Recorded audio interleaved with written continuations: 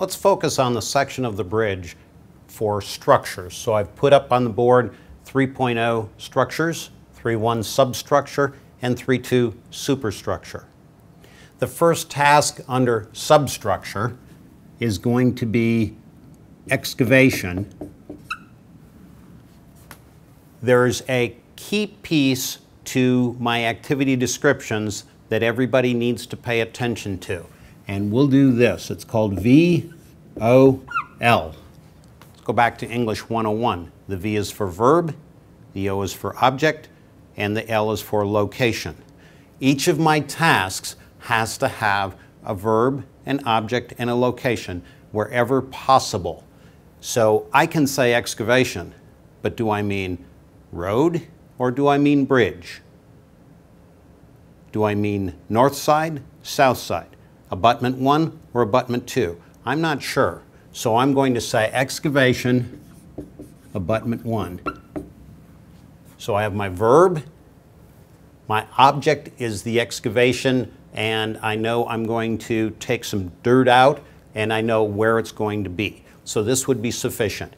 Each task needs to have a unique name in a MnDOT schedule. That is part of the specs and required. So use the verb, object, location. The tasks then are connected to each other. First I have to have my abutment done, and then I'm going to drive the pile for abutment 1, and then I'm going to excavate for abutment 2.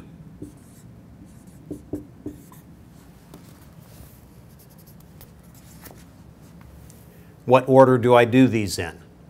I'm going to excavate and then do the pile, then I'm going to start abutment 2 excavating, and then I'm going to do my pile for abutment 2.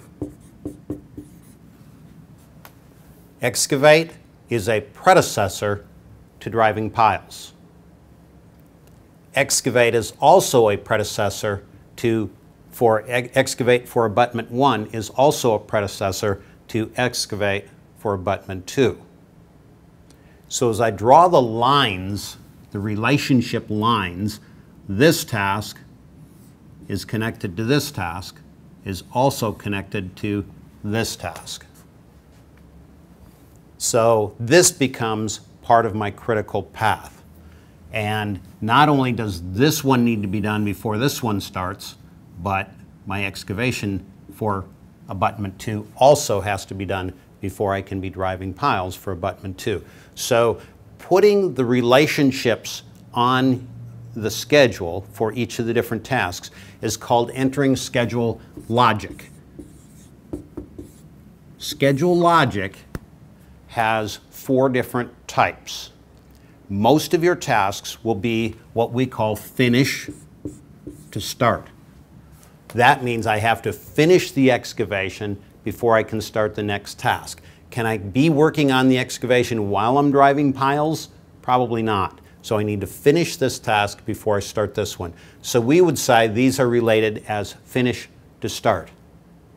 Now there are some tasks that are start to start.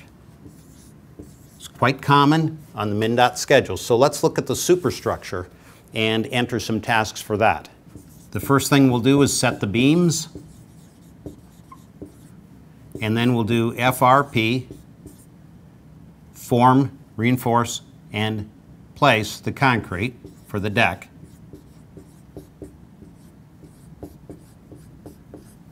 We need the beams before the concrete, so the beams are a predecessor, the concrete is a successor.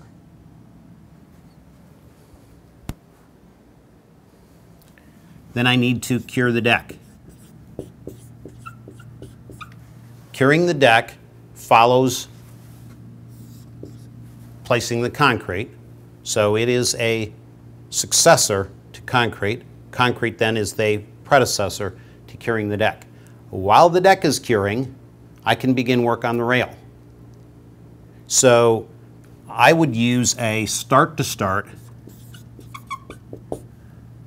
Here, these two can start at the same time. My concrete deck is placed, and I'm going to work on a rail. I can begin assembly and do some things that aren't going to be heavy work on the deck while it is curing. Some things I can't do on there, but I can begin my rail process. So that would be a start-to-start relationship. There are two types of relationships that we're not going to talk about today. We don't use very often. The first one is finish-to-finish relationship, which requires that two tasks would be done at the same time.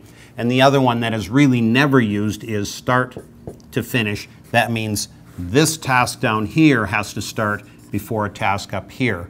And I find that's just far too complicated. Let's not use that. Let's just put tasks in order. So the two types you'll use most, finish to start and start to start. It's possible to think about having too many predecessors. So if we go back to 1.0 on our work breakdown structure and then put tasks under it like notice to proceed, a notice to proceed could actually be a predecessor to every single task.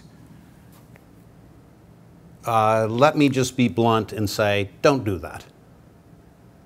It's important that you only add schedule logic where it's needed. So you can't excavate until other things have been done. 1, 2, maybe 3 predecessors is all you should have to have. Make sure that you don't overwhelm the schedule with predecessors. Use the schedule logic to drive your schedule so that my notice to proceed and a couple of other tasks at level 1.0 are predecessors to the essential tasks, but not to every task. The other thing to keep in mind that I like to do is to create a milestone at the end of each of my major sections. So at superstructure being 3.2 in the work breakdown structure, at the end of that I'll have a task called superstructure complete.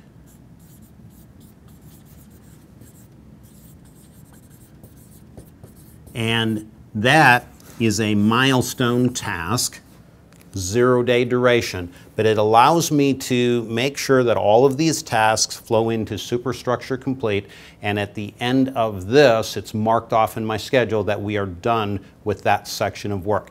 So substructure complete, removals complete, those kinds of things would have a milestone task at the end of each of them.